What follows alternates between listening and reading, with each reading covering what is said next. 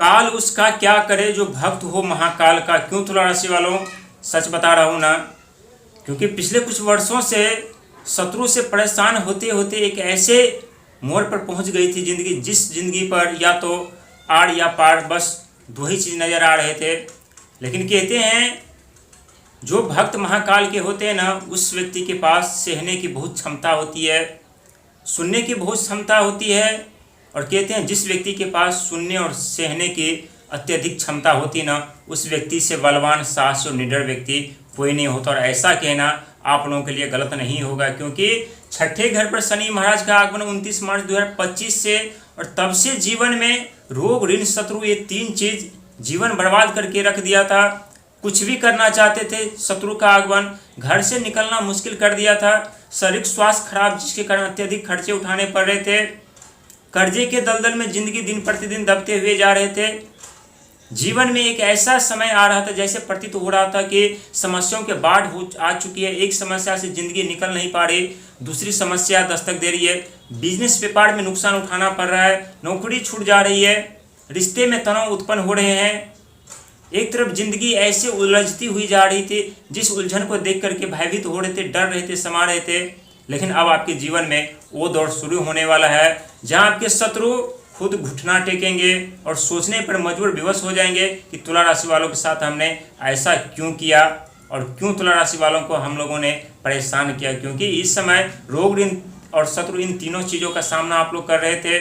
और आपके राशि के स्वामी स्वयं शुक्र महाराज होते हैं, और शुक्र महाराज होने के साथ साथ आपके जीवन में सुख समृद्धि साधन के साथ साथ मान सम्मान, पद प्रतिष्ठा के साथ साथ साहस, पराक्रम, हिम्मत के देने वाले जो होते हैं ना, उन्हें महाकाल कहा जाए तो गलत नहीं होगा। और आपके जीवन में वो दौर ऐसी आने वाले जिस दौर में आपके अनेकों ऐसे कार्ड जिस पर प्रतिबंध लगा था, अनेकों ऐसे रास्ते जिस पर कांटे बिछे हुए थे, अनेकों ऐसे सपने जो पूरा नहीं कर पा रहे थे, अनेकों ऐसे मनोकामना जो पूरा नहीं हो पा रहे थे, कभी धन को लेकर के, कभी शत्रु को लेकर के, कभी गृह युद्ध को लेकर के, कभी पारिवारिक कलह को लेकर के, कभी सामाजिक कलह को लेकर के।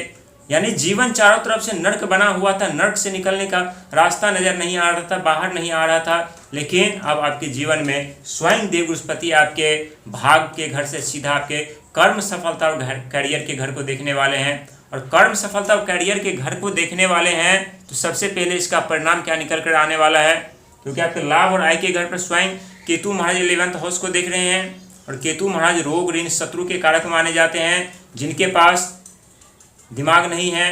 और दूसरा शनि महाराज जो कि आपके छठे घर पर बैठे हुए हैं, और छठा घर रोग, ऋण, शत्रु का घर माना जाता है।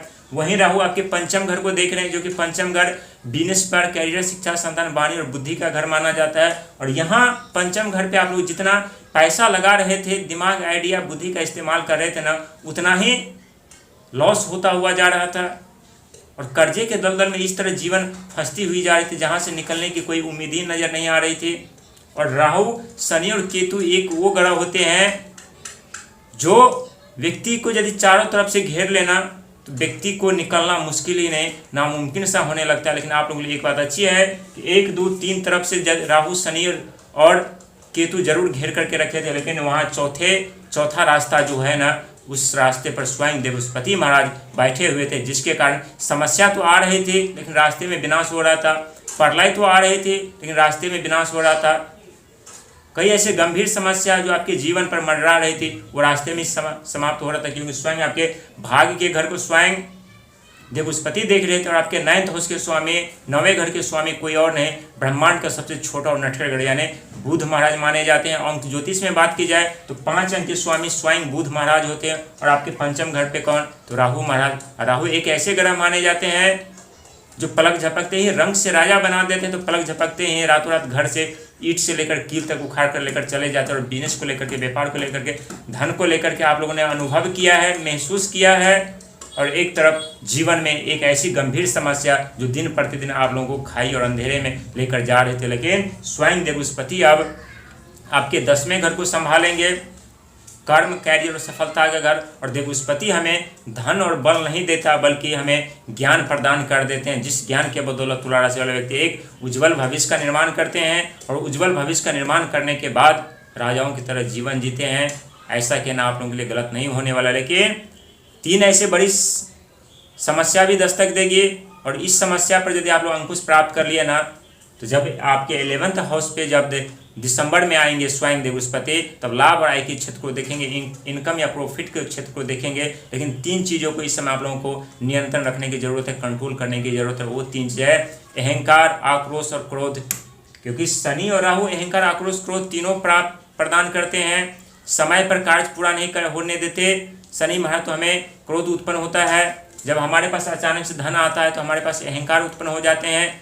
और जब हमारे जीवन में धन आते आते वापस चली जाती है या कोई शत्रु उत्पन्न हो जाते हैं ना, तो आक्रोश हमारे मन में आते हैं, जिसके अहंकार, आक्रोश, क्रोध, जिनके कारण हमारे जीवन में और गंभीर समस्याओं का सामना करना पड़ता है। और इन 3 चीज़ों पर यदि आप लोग इस समय नियंत्रण रख लेते हैं, तब दिसंबर में देखेंगे आपके लाभ और आय के घर पे स्वयं देव बृहस्पति महाराज देखेंगे। क्योंकि पूरे 7 साल तक 2032 तक देव बृहस्पति अतिचारी रूप में रहेंगे और आपके जिस जिस घर पर समस्या जन्म लेगी उस घर पर अपनी दृष्टि डाल करके उस समस्या को समाप्त करने का कार्य करेंगे, उस समस्या पर अंकुश लगाने का कार्य करेंगे। वैसे देखा जाए तो 2026 का साल आप लोगों के लिए वो सौभाग्यशाली साल है जिस साल में पहले देव बृहस्पति आपके भाग के घर पर, इसके बाद आपके 10वें घर पर, इसके बाद आपके 11th हाउस पर प्रवेश करेंगे। लेकिन 2027 में जब आपके 12वें घर पर प्रवेश करेंगे तो खर्चों को लेकर के जो परेशानियों का सामना कर रहे हैं ना, उससे छुटकारा मिलेगा। विदेश यात्रा, विदेश से लाभ के संयोग बनेंगे।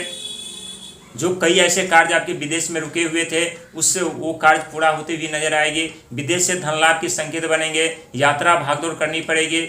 लेकिन 12वां घर खर्चों का भी घर माना जाता है। और खर्चों को लेकर के पिछले कुछ वर्षों से जो आप लोग समस्याओं का सामना कर रहे हैं, जो नौकरी छूट गई थी, बिजनेस पार्ट पर प्रतिबंध लगा था जब शनि महाराज का आगमन हुआ था, और जिसके कारण खर्चे पे खर्चे बढ़ते हुए जा रहे थे, थोड़ा इंतजार आप लोगों को करना पड़ेगा दिसंबर तक।